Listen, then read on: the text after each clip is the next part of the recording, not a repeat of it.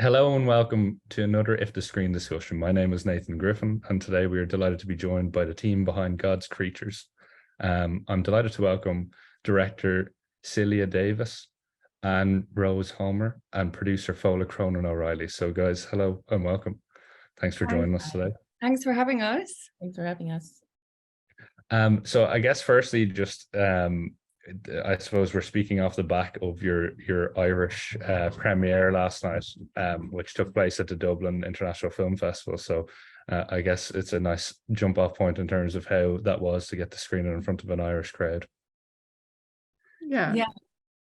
It was incredible. I mean, it's been kind of the moment we've been working towards for years and years, and to really bring it home and screen it here. We had a lot of our cast and crew present, which was just really special to be able to share it, and just the energy coming out of all the screenings was really palpable. And that's what you hope for with your film, is just to have that connection and start those conversations. So we're immensely grateful. And to screen to an Irish audience was just so thrilling, and we were just so proud to be there. And to see some of our team members who we hadn't seen in a few years, that was really, it was such a special night. Yeah, there seemed to be a little bit of a reunion going on. Totally. Yeah. I wish I could have stayed up all night, but I'm too old for that now. And I suppose, Fodhla, I'll come to you first, just in terms of, can you give us a little bit of background as to the sort of genesis of the project? And just give us a little insight into how you how it came to be. I know it's obviously the first feature script from Shane Crowley. Yeah. Can you tell me a little bit about collaborating with him and how that came to be? Well, to begin with, I really wanted to tell a story about the world I'm from. I grew up in a small fishing village in Kerry. I'm from a family of fishermen, and there were certain things I wanted to explore that exist within my world. That was the starting point. And as time passed, I was also hearing different stories of women in particular making allegations of sexual assault, and how they were being treated by their own communities, their own neighbours. And there were certain things happening there that made me feel immensely uncomfortable, and I was grappling with. So I had questions more than anything. And Shane Crowley, he is one of my oldest friends. He and I have known each other since we were 12 years old. And when I was at film school, I had just started thinking about this project, this idea.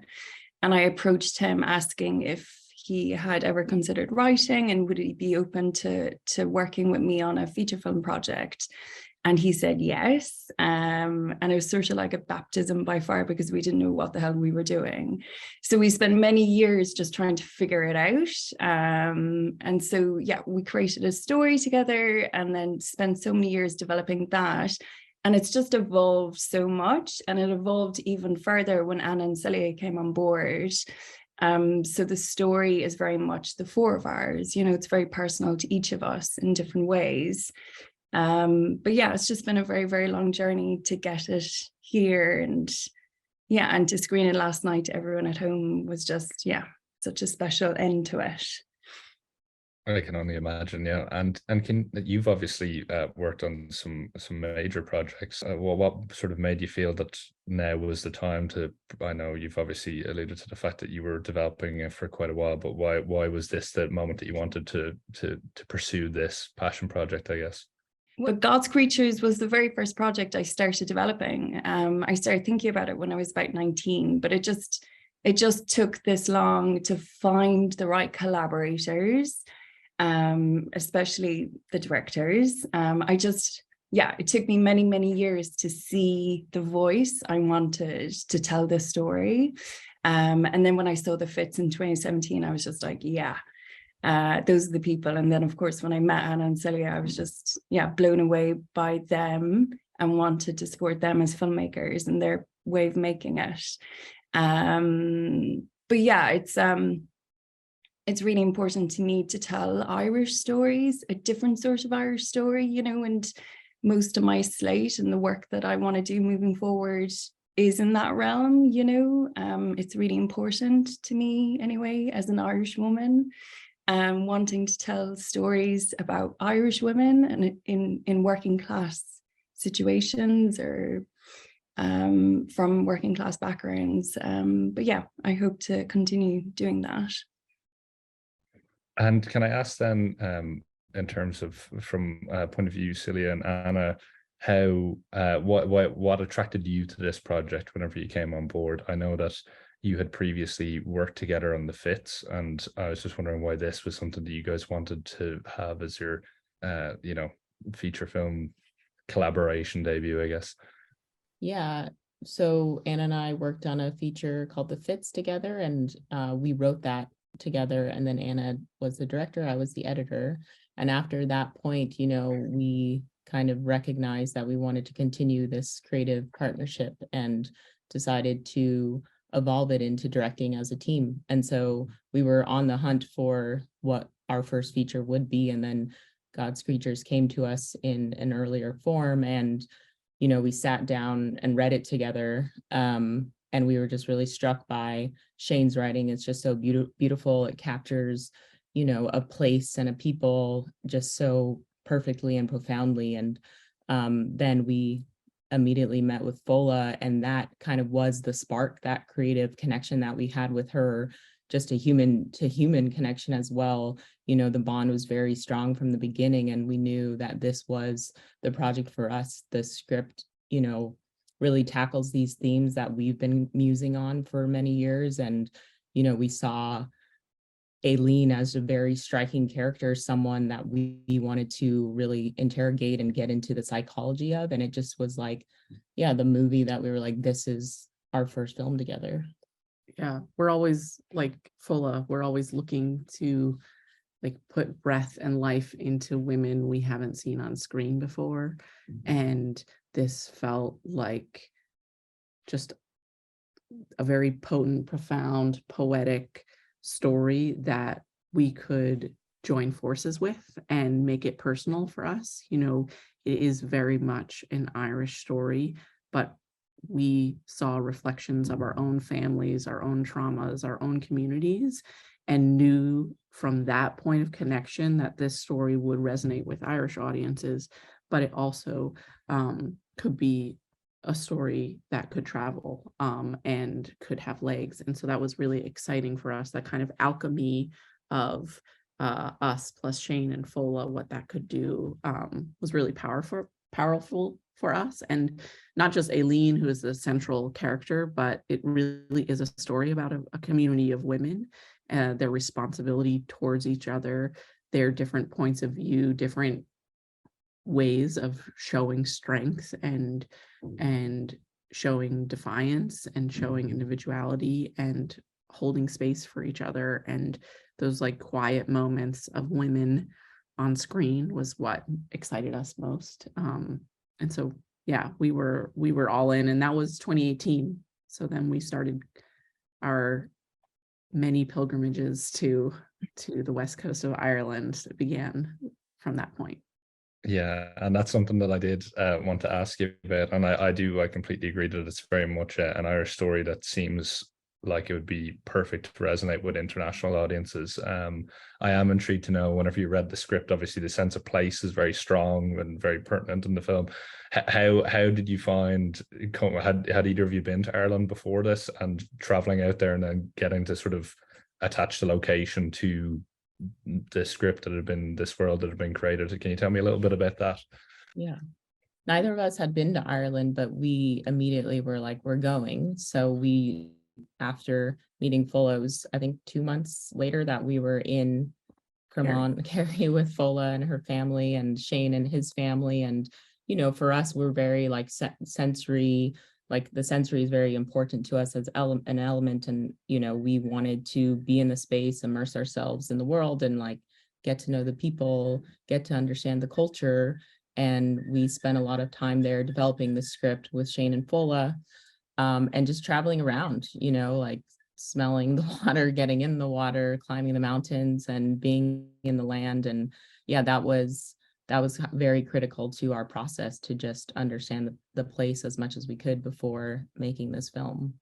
Yeah, we say that we're very site-specific filmmakers, and so that it's sometimes hard to understand what that process looks like. But for us, it's, we're making on-location sound recordings of different winds, then talking about, how are we going to use this psychologically? How is this just the physical brutality of the work was really important to us, that everyone in our film is working with the land in some way, working with the sea, how that shapes you, how that shapes your hands, how that shapes your hair, how you hold your shoulders after a day of work out on the oyster farm. Like, all of those details require kind of sitting in it, and we knew that we needed to be as present as possible, and that required being on the ground in Cary. It was wonderful. It was a really beautiful part of the process, was getting to sit and watch, the rain come in and watch the wind come in, and that's when the story started to come to life. And listen, I think one thing, like the Irish are very wonderful storytellers, and I think the stories we collected from Fodhla and Shane's family were immensely helpful too, just in understanding kind of like that, the history here, and these questions that we're exploring in this film. It was important for us to hear from people here. And Fodhla, just on that topic of location, it's quite interesting because obviously Kerry and Donegal are opposite sides of the country, but they do have very, I happen to have family from both regions, and they do have very strong, what would you say, like they look very, very similar, and they have very similar sort of themes and geography to one another. Can you tell me a little bit about, obviously I imagine you were creating the world in Kerry, seeing as that's the origins, but can you tell me a little bit about transitioning to Donegal, how that came about, and why you chose where you chose? We did recce Kerry for many years. We really wanted to shoot there, but we just couldn't find the perfect location as much as we wanted to. And the coastline, the coastlines of Kerry and Donegal are very similar. And it was we were just about to go into our first lockdown in Ireland, because we were due to shoot this April, May 2020. But of course, COVID happened and things changed. And we were just about to go into our first lockdown. And I just mentioned Donegal on a Zoom to Anna and Celia one day, like as a random thought, because I had heard the coastlines were quite similar. And Celia literally that day went onto Google Maps and started searching the coastline of Donegal, and somehow came across this fish processing warehouse at the end of a pier surrounded by mountains overlooking the Atlantic. Like, honestly, truly. So a day or two later, myself and Shane jumped into a car and drove all the ways up to Donegal to scout this fish processing warehouse. And it was completely abandoned. And we arrived and we were just like, this is the location we've all been imagining, dreaming of. And so we spoke with the owners, and they were just so open to us filming there and very welcoming, as were all the locals of Donegal, Teelan in particular. But it was just amazing to find that just before the first lockdown, because for me personally, it took a huge weight off. So then I could just focus in on how to set up a production during the pandemic.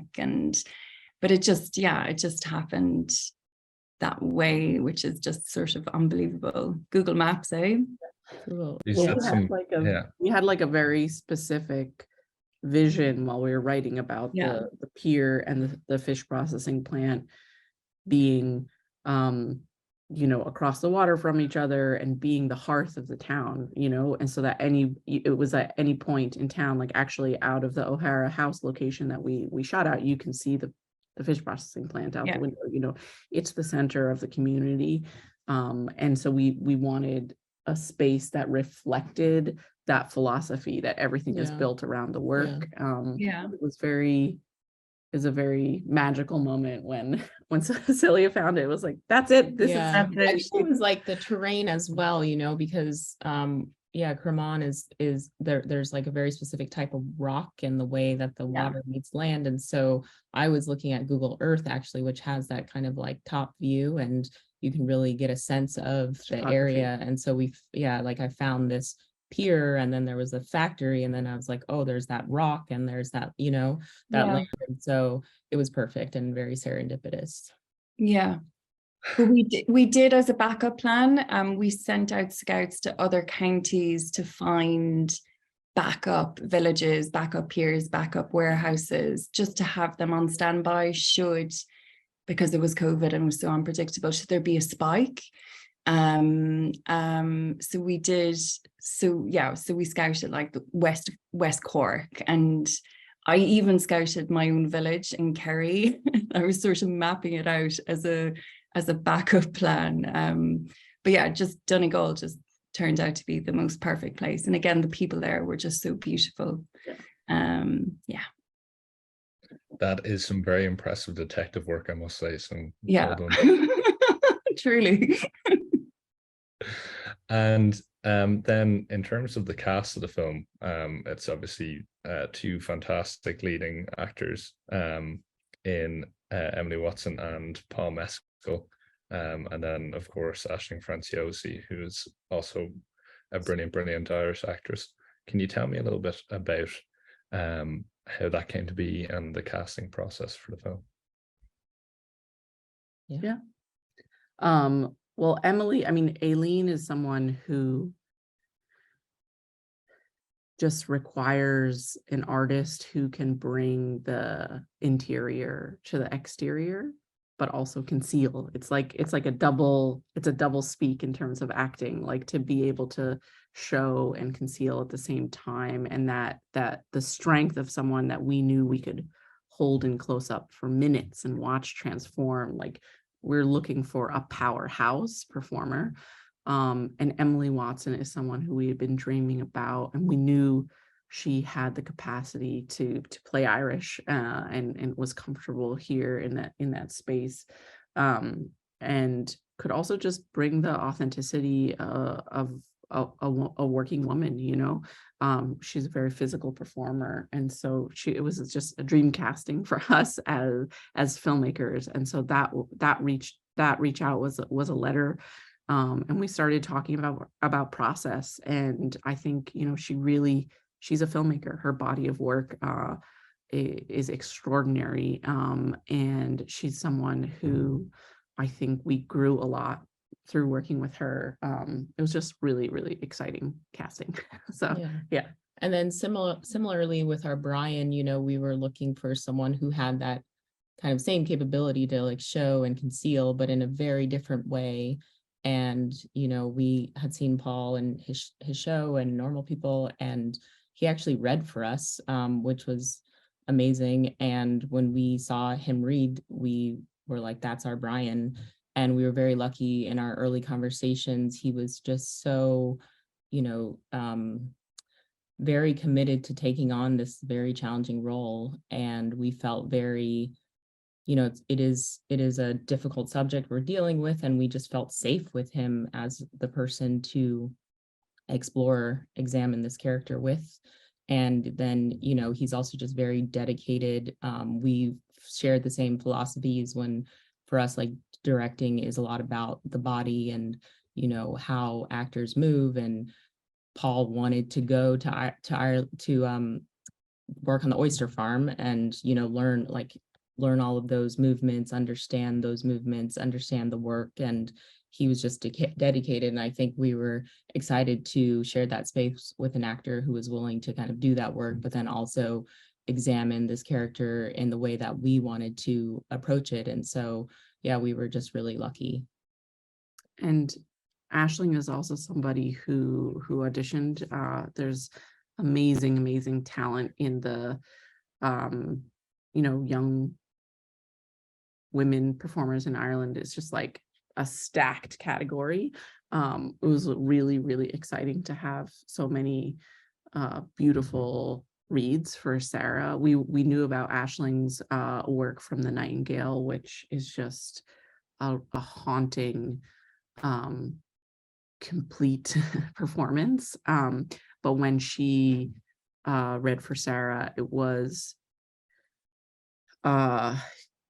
I think we both cried during her audition. She just brought something that felt really personal to us, and it was she's just an incredible performer. It's like her work ethic, her approach to craft, it just mirrored ours in terms of wanting to do the work and get into the nitty-gritty, talking about words, talking about breath, and it was just an amazing collaboration with Aisling, as well as Tony O'Rourke, who plays Erin.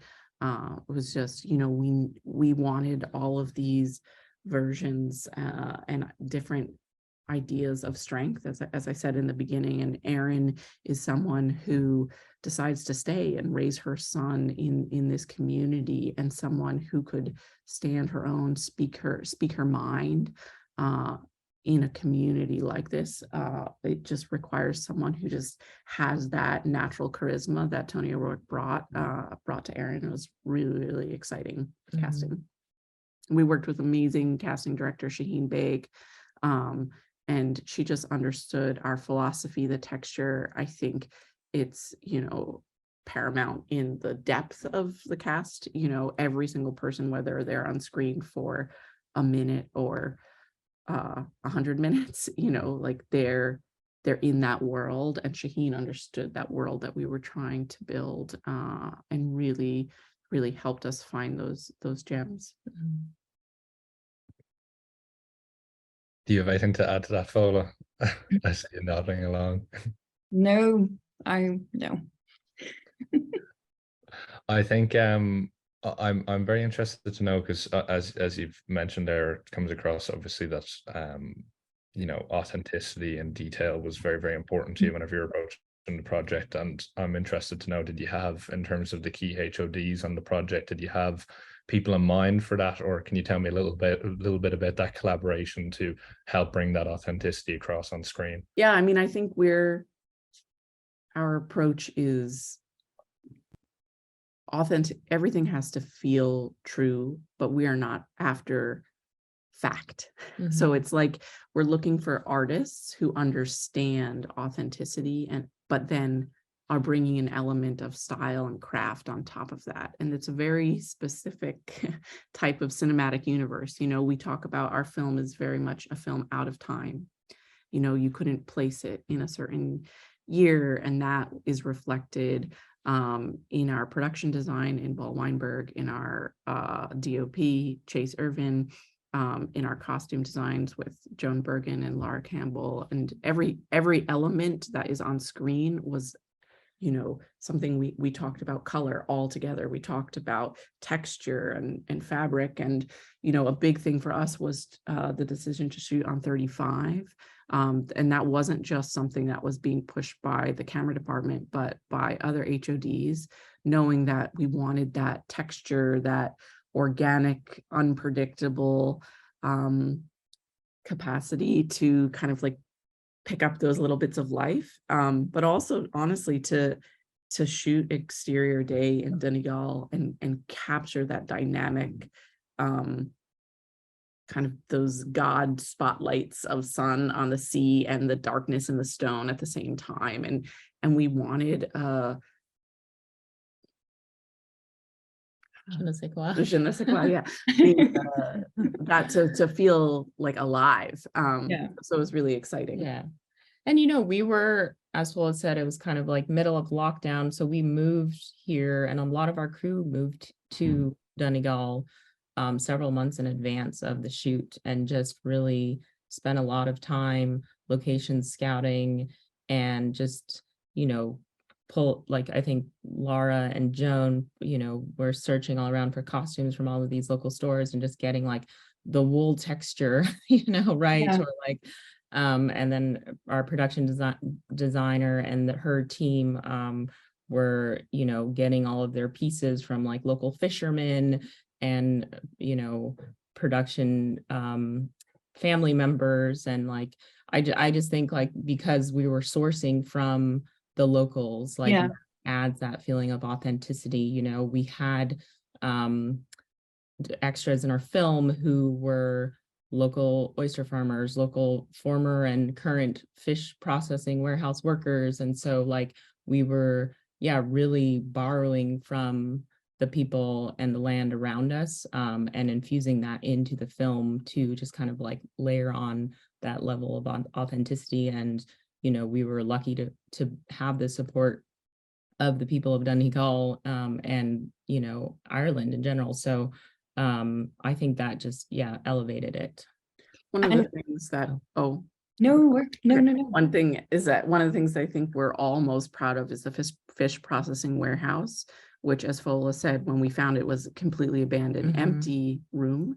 And, you know, in the middle of COVID, to make it completely functioning and imaginary, you know, because it needed to function not only practically for processing the mackerel and the oysters, but then cinematically work for us. And we had we designed this long sequence in the middle where the fungus is discovered and Sarah collapses. We knew that it was going to be many minutes long, that we wanted to build around a crane. So that entire set was designed with that shot in mind. And so it was a complete,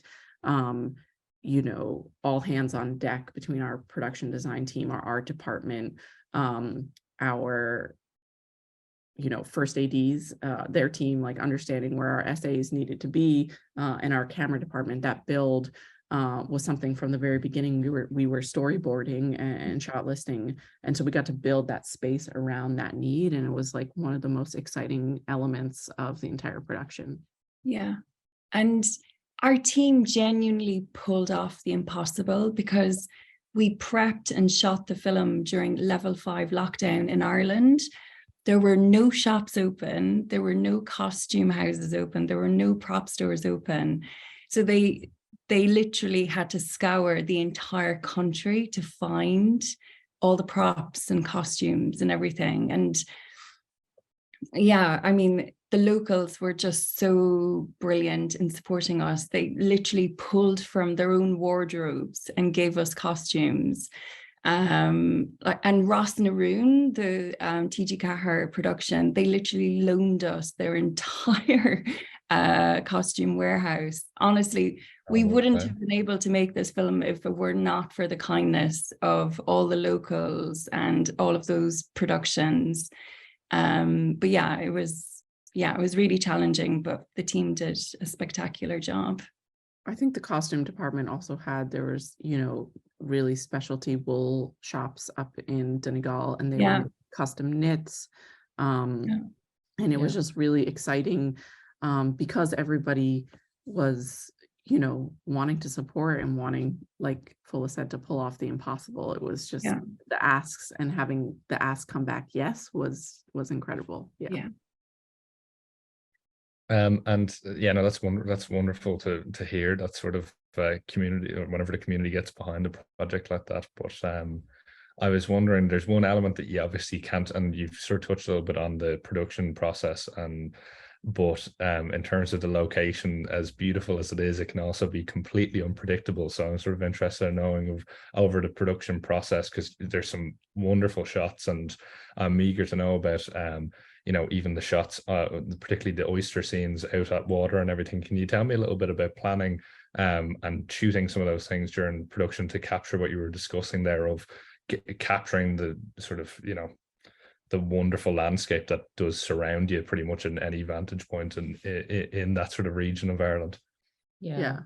The weather is very unpredictable. And even on days that we hoped for rain, we got sun, which was funny. But sun was our biggest problem, though, wasn't it? Yeah. But the days that we the days that we couldn't shoot around and that we actually needed it the most, the bad weather that is, we got it, which was the days that we were on the oyster farm. And I think the most challenging aspect of shooting those scenes is that we were very dependent on the tide when it was coming in and when it was coming out, because we had to plan our schedule around that tide and water levels. And, you know, our first AD, Andrew Mannion, did an amazing job beforehand, like in prep, just every day going out to that oyster farm and tracking the tides, even though he didn't realize how kind of like in the end it wouldn't help, because you can't predict the tides, you can't predict the water. But you know, we had an amazing marine safety crew out on the water, and water safety, which is a separate and then yeah, and so we felt very safe, but it was very challenging to have our crew on boats and, you know, film these kind of, one of the climaxes of our film and most emotional moments in our film, you know, that last scene between Brian and Aileen.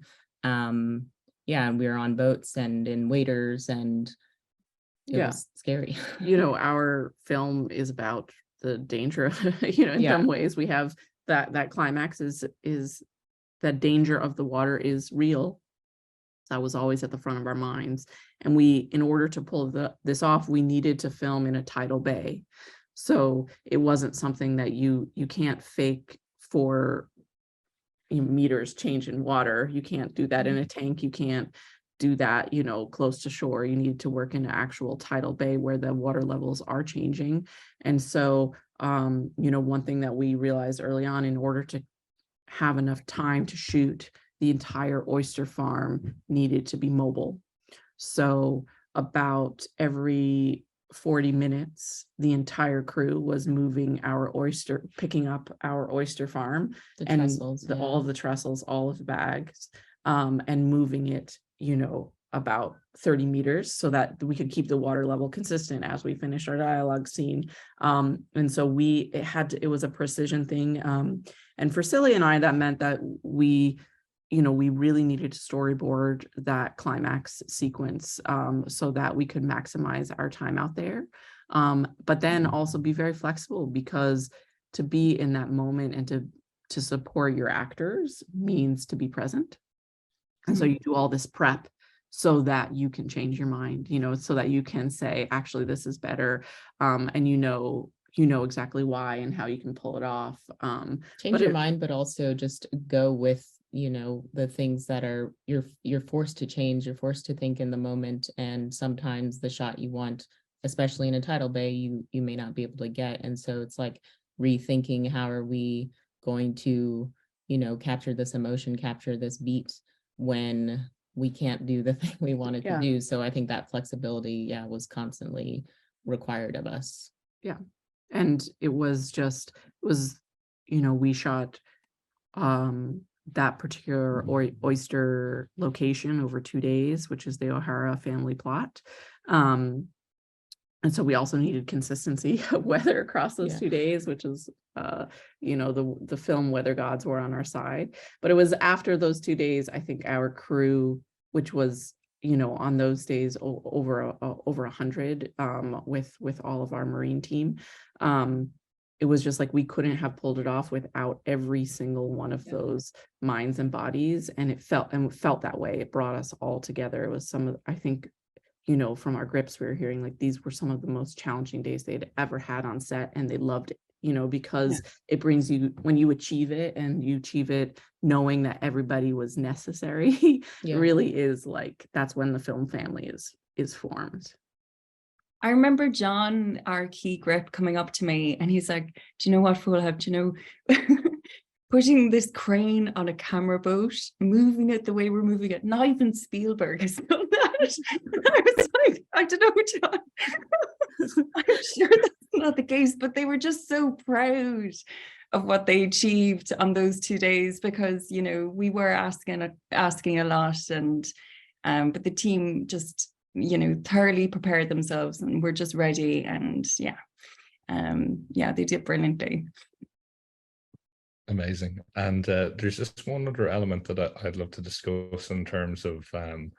the HRDs and it's more so in the post-production, but I found the soundtrack just so haunting and really sets the tone and captured the mood of the area. Can you tell me a little bit about that and working with the composers? Yeah. Well, sound and music are really key to how we think about storytelling. You know, they're both our composers, Danny Bensi and Sandra Jurians, and our sound designer, Chris Foster, are collaborators who we worked with on the Fits. And so we got to have those early conversations, you know, just kind of starting to muse on what this would sound like. And especially in the sound design, Chris Foster was able to talk to our Irish sound location sound team about, you know, not only getting what we needed on the day, but recording an entire catalog and library for us of wind sounds. Of, you know, we had underwater mics so we could get that texture and the texture of the surf and so all of those sound design elements were being achieved practically on location, knowing how we were going to mix them in. But in terms of the score, for us, it's always about the philosophy of when to cue.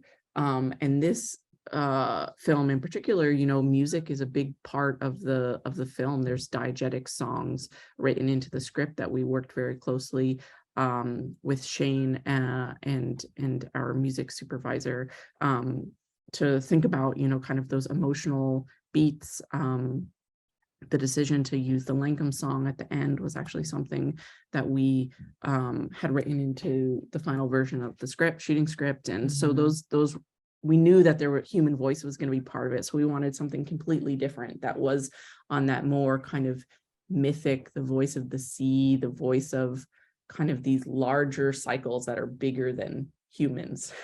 And how do we start to tell that story?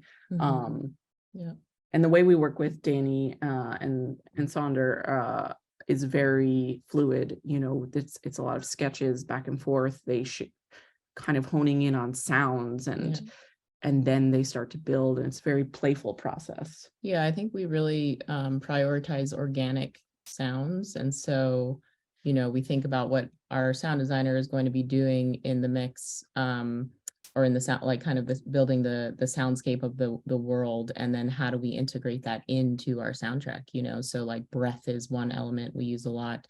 They like repurpose the oyster shells clacking, you know, and put that into the score. And so with Danny and Sonder, you know, it's also about evolution. The film starts kind of lighter and then it has a stark turn, and how do we kind of build that escalation through the instruments we're using. I think we also referenced different Irish instruments for them to play with, or like kind of strip down and really think about like, yeah, what does this percussion sound like, and how is that different than, you know, just some other percussion in a other movie. And but even drones, or, you know, just like tones, like violins, string instruments, I think we don't want to just use it very simply, just like how do we distort it and make it sound kind of more internal, more psychological, more organic. And so, yeah, it's always exciting to build with them because they're so open to experimentation, and we just have like so much fun just playing in that space. And they'll give us, you know, the stems of their songs so that we can kind of actually manipulate it in the edit and decide like, actually, maybe this cue shouldn't start here, it should be later, and we should have silence to emphasize the tension, and then what happens when the percussion comes in here. And so, yeah, it's a very open relationship with them in terms of our working dynamic. So, yeah. You know, we talk about the film as the making of a ghost story. And so it has an element of horror. And what's so horrifying about God's creatures is we all know O'Brien in our lives, and that's scarier than a dark monster in an alleyway who's anonymous, you know. And so we wanted to use the score and the cinematography especially to cite the, you know, horror influences. And so we were always talking about that underbelly, that undercurrent, and where it's present. And, you know, it's maybe not even obvious to the humans in the scene, but the cinematic voice is aware of that horror always. And how do we showcase that? That's incredibly insightful. And I suppose lastly, I'm sort of interested in knowing, as you mentioned, like the characters, they're universally accessible. Everyone, as you said, recognizes these people no matter where you're from. I'm interested in knowing how that has resonated. You said at the beginning of the conversation about it being very much an Irish story, but it being universally accessible. What has the feedback been like with? I know that you guys got selected for the Cannes Directors Fortnight and stuff. What has the feedback been like outside of Ireland so far, just in terms of that story resonating with people, I guess? I think, I mean, it's been our hope for this film is that it begins really difficult conversations, you know? And so I think a lot of people recognize their community in this film, and that can be hard. It can be hard to be confronted with that. But it's been, you know, an incredible year that kicked off in Cannes, you know, our New York premiere. Afterwards, it's just that buzz of conversation and the electricity that comes out of the screening and being able to sit with an audience. We've been really, you know, the film industry has had a hard couple years, and it's just amazing for us that people are getting to experience this in cinemas around the world. You know, it's really special because we know that not every film presently is having that opportunity. So it's exceptional to us at this time. That movies, challenging movies that maybe are a little bit more confrontational, that don't offer the escape from the harsh realities of our world, that people are still engaging with that and having conversations in cinemas together. It's like incredibly meaningful. So it's been great. And Fodhla, do you have any additional experiences? What has the experience been like for you to see that story from the inception out to the world? I just to echo what Anna said, the independent film landscape is just so different to what it was pre-COVID, and to be able to release our film in cinemas, especially in Ireland, is just something we're so grateful for and do not take for granted. But yeah, it's a tough time to make films like God's Creatures, and it will be for another few years, I think, anyway. But I'm just so grateful that our film does exist, and we did get the opportunity to tell this story. And yeah, it does seem to be resonating with people across the world. And yeah, and it is down to the universal themes and questions that do exist, but it is also down to the exceptional filmmaking by these two brilliant filmmakers and our team. And, you know, it's to a standard that I think, yeah, people can really appreciate. Absolutely. And the film is out later next month, I believe. Is it March 24th? March 24th in Ireland, and then March 31st in the UK. Excellent. That's great. Yeah. So yeah, finally get the audiences will finally get to see that. But guys, thank you so much for taking the time to chat to us. So much It's for been chatting with incredibly us. insightful. No worries. No, it's been incredibly insightful, and thank you for being so generous with that. It's been incredibly interesting. So hopefully we'll see each other again soon. Hope so. thank you. Appreciate it. Really. Thanks so much. Yeah, thank you. Cheers.